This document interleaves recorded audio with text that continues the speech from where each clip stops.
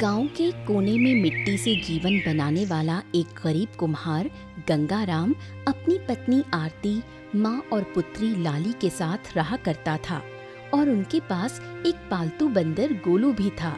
वो ईमानदारी से मिट्टी के बर्तन बनाता, मगर किस्मत जैसे उससे रूठी हुई थी।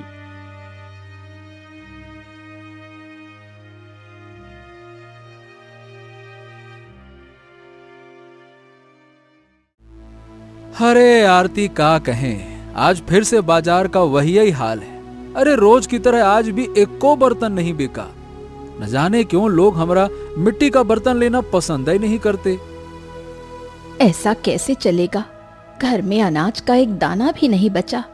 लाली सुबह से भूखी है, माँ भी चुपचाप कोने में बैठी है। मैं क्या जवाब दूं जब वो मुझसे खाना मांगती है। मेरी बच्ची की आंखों में वो भूख देखकर मेरा दिल टूट जाता है। अरे हम भी तो दिन रात मेहनत करते हैं, मिट्टी को आकार देते हैं, इतना सब कुछ बर्तन बनाते हैं, मटके बनाते हैं, पर ये सब कुछ हमारे परिवार का खाली पेट तक नहीं भर सकते। का कहें आरती और का करें। अब तो हमारे ही हाथ भी थक गए हैं, पर किस्मत है कि पलट ही नहीं रही। तुम हार मत मानो जी, आप देखना सब ठीक हो जाएगा। मैं तो बस भगवान से प्रार्थना करती हूँ कि हमारी लाली को कभी भूखा ना सोना पड़े। हमने सोचा था कि हमारी मेहनत रंग लाएगी, लेकिन अब तो लगता है कि ये मिट्टी सिर्फ बर्तन बनाती है, हमारा भविष्य नहीं बनने वाला ये मिट्टी से।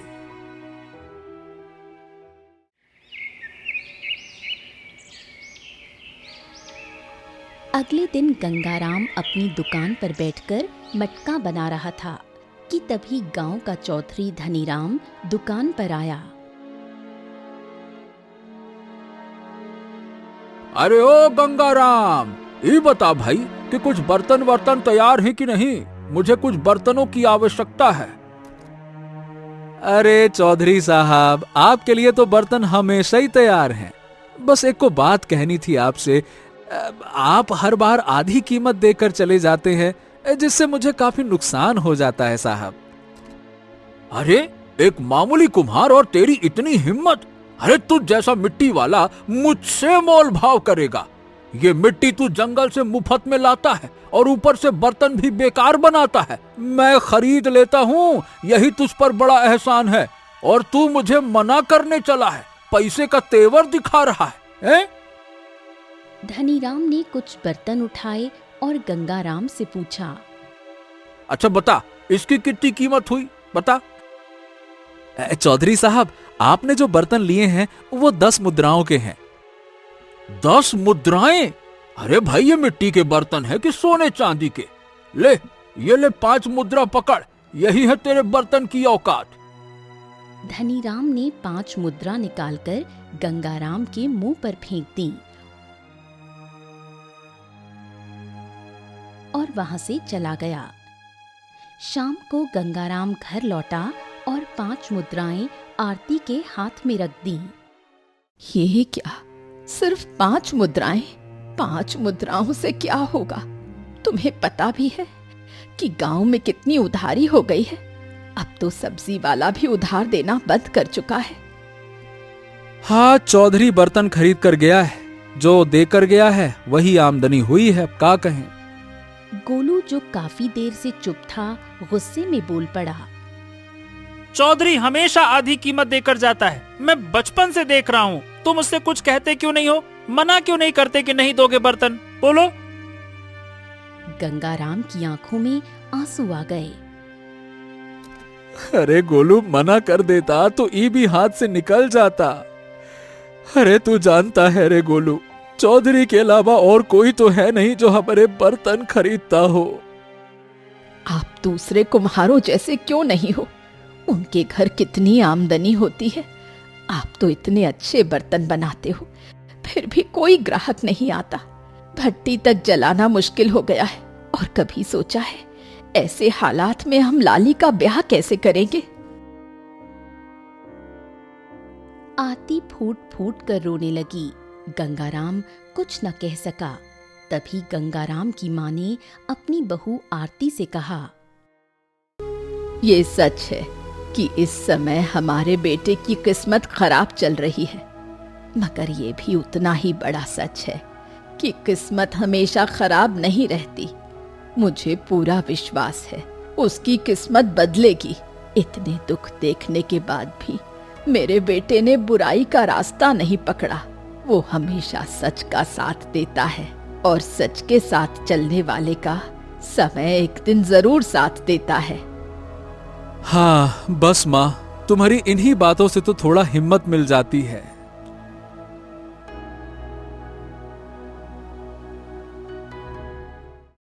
समय यूं ही बीतता गया। एक दिन गंगाराम गोलू के साथ आंगन में बैठा था कि गोलू ने कहा, गंगाराम, हमें अपने बर्तनों में किसी दूसरी मिट्टी का इस्तेमाल करना चाहिए। देखो, हो सकता है कि हमारे बर्तन दूसरे कुम्हारों की तरह मजबूत और सुंदर ना हो। शायद इसी वजह से ग्राहक हमारी दुकान पर आते नहीं हो। ये भी तो हो सकता है ना? चलो ठीक है, एक ये भी प्रयास करके देखा ही लेते हैं। क्या पता इससे हमारे बर्तन और सुंदर और मजबूत बन जाएं। ठीक है, तो आज ही शाम को दुकान समेटकर जंगल की ओर निकल जाऊंगा। हाँ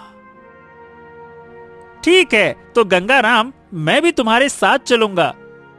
अरे नहीं नहीं नहीं गोलू, तुम्हें घर ही पे रहना चाहिए। हम नहीं चाहते कि तुम जंगल चलो। जंगल में कई जंगली जानवर भी रहते हैं, बहुत खतरनाक होते हैं वो।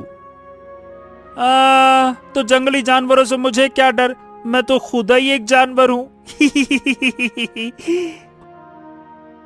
हाँ ठीक है, ज्यादा खीखी करके दांत ना दिखाओ। ठीक है, अब तुम जाना ही चाहते हो तो चलो, अभी दुकान चलो, फिर शाम को जंगल चल देना।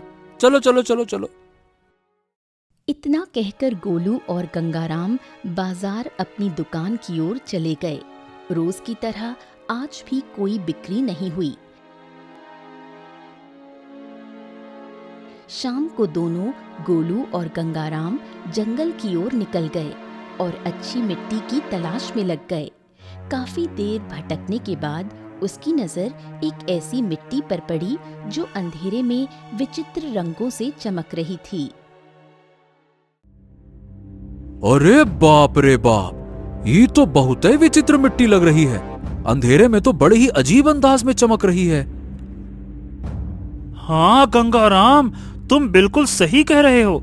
ये तो कोई जादुई मिट्टी जैसी लगती है। गंगाराम जैसे ही मिट्टी उठाने झुका, एक ठंडी हवा का झोंका उसके शरीर से टकराया। गर्मी के मौसम में आई उस ठंडी हवा ने उसकी सारी थकान हर ली। हाँ, वाह वाह वाह वाह वाह, ये जगह तो बहुत ही कमाल की है। शायद इस मिट्टी का ही असर है, या फिर जो कुछ भी हो, लेकिन भाई मिट्टी में जरूर कुछ खास बात तो है। गंगाराम ने मिट्टी को अपने झोले में भरा और घर लौट आया। दरवाजे पर लाली उसका इंतजार कर रही थी। पिताजी, आपने इतनी देर क्यों लगा दी? मैं आपकी चिंता कर रही थी। अरे लाली, तुम बाहर काहे खड़ी हो? चलो चलो चलो, अंदर चलो। गंगाराम ने मिट्टी को आंगन में रख दिया। लाली ने जैसे ही उस मिट्टी को निकाला, उसकी आंखें आश्चर्य से फट पड़ी। पिताजी, ये मिट्टी तो बड़ी ही विचित्र लग रही है। देखिए ना, कैसे रंग बिरंगे तरीके से चमक रही है। गंगाराम ने लाली को जंगल की पूरी घटना बताई। जैसे ही हम उस मिट्टी के पास पहुंचे ना, अचानक से एकदम से ठंडी हवा का झोंका हमारे शरीर से टकराया। गंगाराम इतना कह ही पाया था कि तभी एक और ठंडी हवा का झोंका आकर गंगाराम और लाली दोनों के शरीर से टकराया। पिताजी, मुझे तो ये मिट्टी मायावी लग रही है। हाँ, तुम सही कह रही हो बेटिया। शायद हमें ये मिट्टी लानी ही नहीं चाहिए थी। हाँ, भी याद आ रहा है, वो जगह भी कितनी विचित्र थी। पिताजी, कल इस मिट्टी को वहीं वापस रख देना। कौन जाने वो स्थान किसी राक्षस या पिशाच का ठिकाना हो। लाली इतना कहकर वहां से चली गई और गंगाराम चुपचाप चारपाई पर लेट गया। कुछ ही देर में वो गहरी नींद में चला गया, लेकिन आधी रात को उसकी आंख खुली और उसने खुद को उसी जंगल में पाया जहां से वो मिट्टी लाया था। हम तो सो रहे थे, हम फिर यहाँ कैसे? कहीं हम सपना तो ना देख रहे, या फिर सचमुच में यहाँ मौजूद हैं? समझ नहीं आ रहा। तभी उस चमकती मिट्टी की जगह एक सुंदर स्त्री की प्रतिमा दिखाई दी, जो उसी विचित्र रंगों से चमक रही थी। हे भगवान, ये तो वैसे ही चमक रही है जैसे कि वो मिट्टी। तभी उस प्रतिमा से एक आवाज आई, जिसने गंगाराम को भीतर तक झकझोर दिया। तुम सपना ही देख रहे हो और मैं तुम्हें सपने में ही उस मिट्टी के रहस्य के बारे में बताना चाहती हूँ। जिस स्थान से तुम मिट्टी लाए वो एक पवित्र स्थान है। वर्षों बाद कोई ऐसा मनुष्य वहां आया है जिसका मन लालच से रहित था और जो सच्चा और ईमानदार है, इसलिए तुम्हें वो मिट्टी चमकती हुई दिखाई दी, वरना लालची लोगों को वो मिट्टी कभी दिखाई ही नहीं देती। आखिर तुम कौन हो? मैं भूदेवी हूँ। सैकड़ों साल पहले जब इस मिट्टी पर एक ऋषि ने तपस्या की थी, तो उनकी तपोभूमि की मिट्टी में जल, वायु और ऊर्जा का संतुलन समा गया था। वो स्थान अब तुम्हारे जंगल में है। जो मिट्टी तुमने उठाई वो उसी तपोभूमि की अंतिम शेष मिट्टी है, मगर ये शक्ति तुम्हारे भीतर की सच्चाई, सेवा और निस्वार्थ भावना से ही सक्रिय होगी। लोभ, द्वेष या स्वार्थ इसे राख बना देगा। जब भी तुम कोई बर्तन बनाना तो इस मिट्टी का मामूली अंश उसमें डाल देना, फिर उसका चमत्कार देखना। उस मिट्टी को एक बार में ही खत्म मत कर देना, क्योंकि ये मिट्टी तुम्हारा भाग्य बदल देगी। अगले ही पल गंगाराम की आंख खुल गई। उसका शरीर पसीने से नहाया हुआ था। वो गहरी सोच में पड़ गया। हाँ, हाँ, अरे बाप रे, का विचित्र सपना रहा भगवान। हो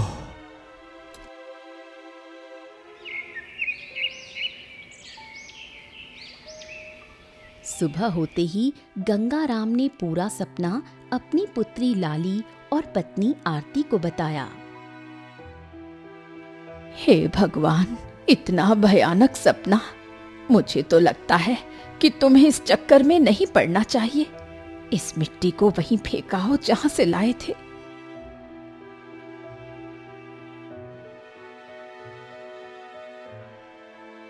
गोलू गहरी सोच में डूबा रहा। नहीं गंगाराम, ये सपना देवी का संकेत था। शायद आपका सही समय आ गया है। मुझे तो लगता है कि तुम्हें इस मिट्टी का प्रयोग करना चाहिए। गोलू की बात सुनकर गंगाराम की बूढ़ी माँ मुस्कुरा उठी। मैं गोलू की बात से सहमत हूँ। क्या पता जंगल की ये चमत्कारी मिट्टी एक कुम्हार का भाग्य बदल दे। गंगाराम मुस्कुराने लगा और गोलू के साथ मिलकर एक घड़ा बनाने लगा। जैसे ही घड़ा आधा बनकर तैयार हुआ, गंगाराम ने चमत्कारी मिट्टी का एक अंश उसमें मिला दिया। कुछ ही देर में घड़ा बनकर तैयार हो गया। तभी एक ठंडी हवा का झोंका आया, जो गंगाराम और गोलू को फिर से तरोताजा कर गया। हा हा हा हा हा। अरे गोलू, लगता है कि इस घड़े में उस चमत्कारी मिट्टी का असर आ गया है। चल बाजार में चलकर देखते हैं कि इसका क्या मूल्य मिलता है। चल।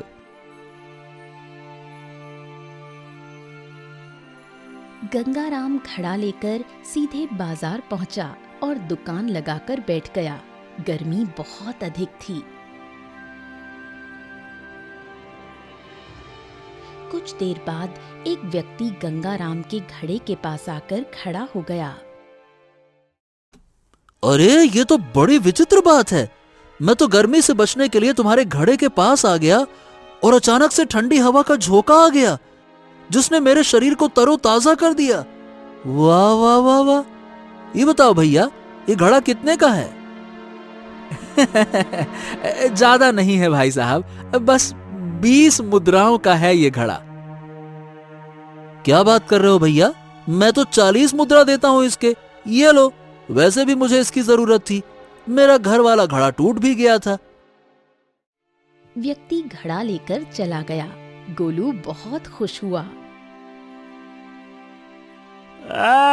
गंगाराम, आज पहली बार हमें 40 मुद्राओं की आमदनी हुई है।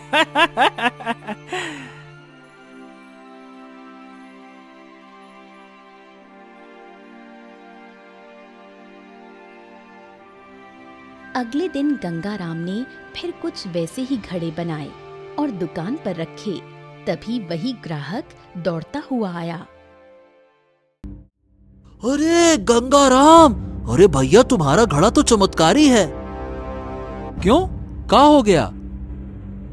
अरे भैया, जब मैं कल घड़ा घर लेकर गया ना और उसमें पानी डाला तो पानी तो बढ़िया मस्त ठंडा हो गया, और ऐसा कमाल किया उस पानी ने कि मेरी पत्नी, जो कि वर्षों से जोड़ों के दर्द से पीड़ित थी, वो ठीक हो गई एकदम से। अरे भैया, तुम्हारा घड़ा एकदम अद्भुत है। मैं तुम्हारे सारे घड़े खरीदना चाहता हूँ। हाँ। व्यक्ति ने मुंह मांगे दाम देकर गंगाराम के सारे घड़े खरीद लिए। कुछ ही दिनों में गंगाराम की दुकान चल निकली। लोग दूर दूर से उसके चमत्कारी घड़े खरीदने आने लगे। देखते ही देखते गंगाराम की झोपड़ी एक सुंदर घर में बदल गई। गांव में गंगाराम का मान सम्मान बढ़ गया। अब गांव में लोग उसे भाग्यशाली गंगाराम कहने लगे थे। गांव के चौधरी धनीराम को गंगाराम की सफलता रत्ती भर भी पसंद नहीं आ रही थी।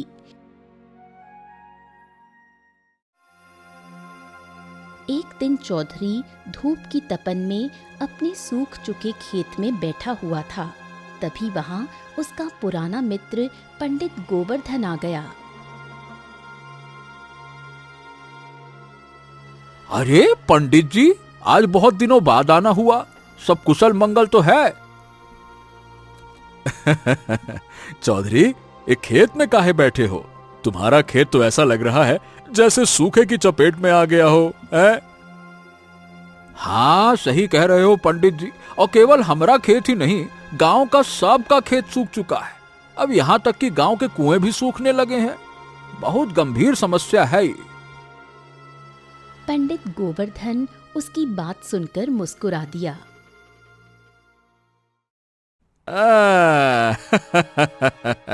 लेकिन चौधरी, जो चिंता तुम्हारे चेहरे पर है वो खेतों की तो नहीं लग रही। कहीं कुछ और तो नहीं? अरे बिल्कुल सही पकड़ा पंडित, गुस्सा तो मुझे उस 2 कौड़ी के कुम्हार पर है। दिमाग खराब करके रखा है उसने। गंगाराम की बात कर रहे हो, है ना? हाँ हाँ, वही। न जाने इस गांव के लोगों को हो क्या गया है, जो देखो उसके मटके मुंह मांगी कीमत पर खरीद कर घर ले जा रहा है। और तो और लोग कहते हैं कि उसका मटका ठंडी हवा फेंकता है। लो भैया, मटका नहीं जैसे पंखा हो गया हो। और ये भी कहते हैं कि उसका पानी रोग ठीक कर देता है। लो भैया, पानी भी वैद्य बन गया है। अरे पंडित, कल तक जो लोग मेरे सामने नजर तक नहीं उठाते थे, अब वही उसको राजा जैसा सम्मान दे रहे हैं। और वो गंगाराम अब एकदम छाती चौड़ी करके अकड़ के चलता है, जैसे सारा गांव उसी का गुलाम हो गया हो। दिमाग खराब करके रखा है। चौधरी की आवाज में जलन साफ झलक रही थी। हाँ, तो अब जरूर तुम उसे बर्बाद करना चाहते होगे। कुल सही समझे पंडित। उस गंगाराम की दुकान अब बंद होनी चाहिए, वरना लोग मुझे भूल जाएंगे। तो ठीक है, मुझे इस बारे में सोचने के लिए समय दो। चलो, राम राम। इतना कहकर पंडित गोवर्धन वहां से चला गया। चौधरी भी अपने घर की ओर लौट गया, मगर उसके मन में अब एक काली योजना पलने लगी थी। लेकिन कुछ समय बाद गांव में सूखा पड़ गया। कुएं सूख गए थे। तालाब की प्यास दीवारों तक आ गई थी और धरती दरारों में बदल चुकी थी। गंगाराम चिंता में डूबा हुआ था। क्या हुआ गंगाराम, तुम इतने चिंतित क्यों हो? अरे गांव में सूखा पड़ चुका है गोलू। सारे कुएं गांव के सूख चुके हैं। किसी के पास पीने के लिए पानी तक नहीं है। और ये सब देखकर हमारी अंदर से आत्मा कांप उठी है। बेटा, तू गांव वालों के लिए चिंतित है, ये देखकर अच्छा लग रहा है, लेकिन तेरे हाथ में आखिर है ही क्या? अरे माँ, तुम समझती नहीं हो। अगर यही हाल रहा ना तो हमारे घर का भी यही हाल होगा कुछ दिन में, क्योंकि पानी खरीदा नहीं जा सकता। लगता है कि अब हमें गांव छोड़ना पड़ेगा। गंगाराम के पास एक मटका था जो उसी चमत्कारी मिट्टी से बना हुआ था जिसने उसका भाग्य बदला था। वो उसे देखने लगा और देखते ही देखते सो गया।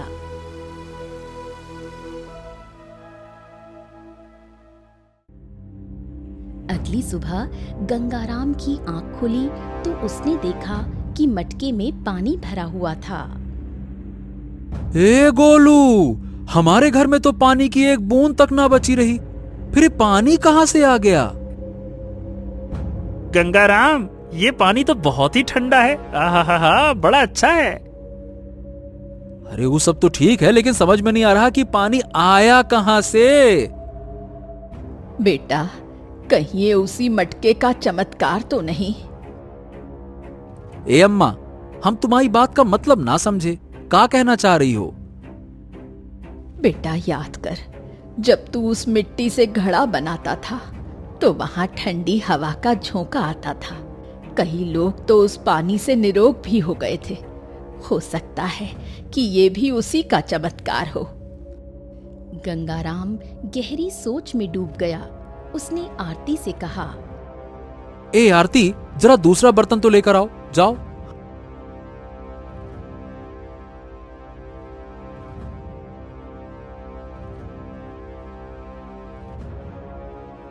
आरती दूसरा बर्तन ले आई।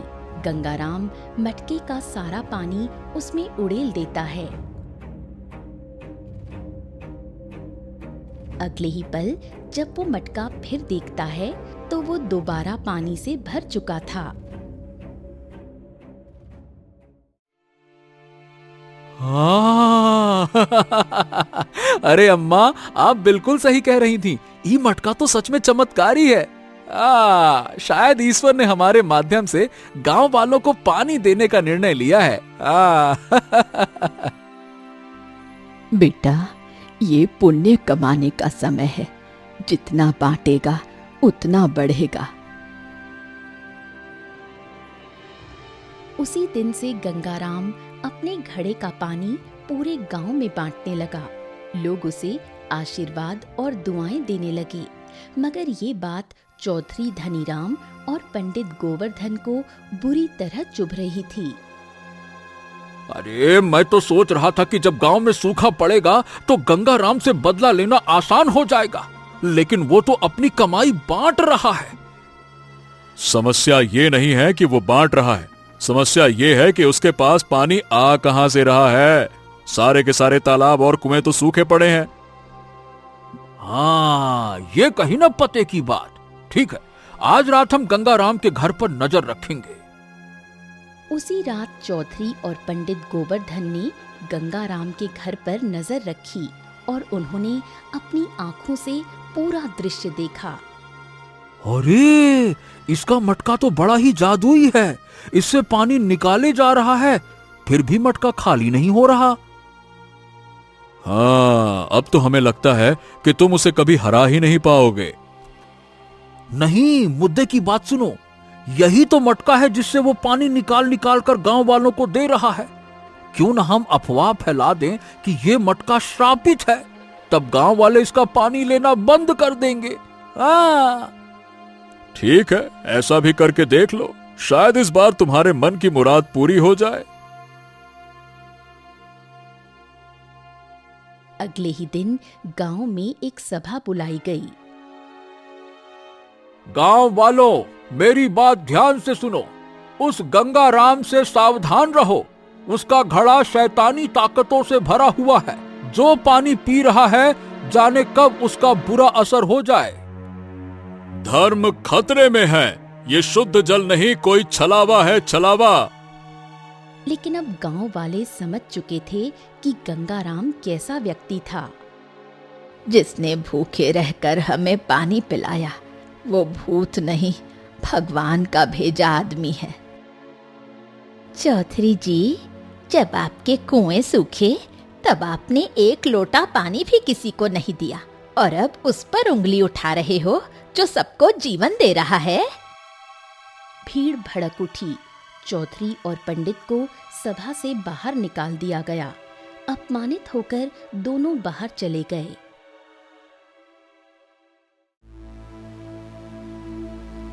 अरे अब तो कोई हमारी बात भी नहीं सुनता पंडित। सब उस कुम्हार की बातें मानते हैं। तुम्हारा सपना, उस गरीब कुम्हार को मिटाने का सपना, अब सपना ही रह जाएगा। हाँ तो ठीक है, मैं अब इस गांव में नहीं रहूंगा। तो मैं भी क्यों रुकूं?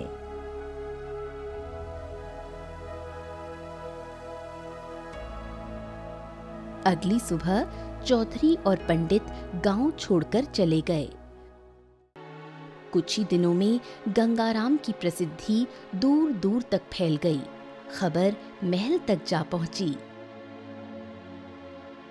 महाराज, गांव में एक कुम्हार है जो सूखा पड़ने पर भी घड़े से सबको पानी पिलाता है।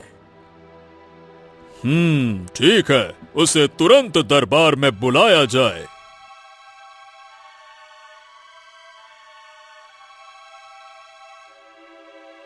गंगाराम महल में पहुंचता है। राजा खुद पूछता है, क्या तुम कोई जादूगर हो? नहीं महाराज, हम तो बस मिट्टी के सेवक हैं। मिट्टी ने दिया तो हम सबको बांट रहे हैं। राजा भावुक हो गया। उसने गंगाराम को धरती पुत्र की उपाधि दी और उसकी बेटी लाली को राजमहल में शिक्षा देने की आज्ञा दी।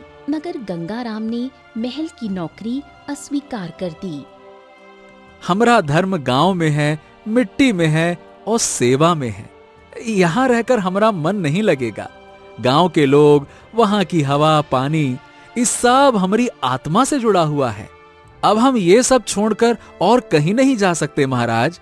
हमको माफ कर दीजिए। तुम्हारा अपने गांव के प्रति प्यार, ईमानदारी और तुम्हारे मन की सरलता देखकर हम बहुत प्रसन्न हुए। हम तुम्हें 100 स्वर्ण मुद्राएं उपहार में देते हैं, जिसे तुम अपने गांव की भलाई के लिए लगा सको। इसके बाद राजा ने उसे 1000 स्वर्ण मुद्राएं उपहार में दी और कुम्हार उसे लेकर अपने गांव लौट आया।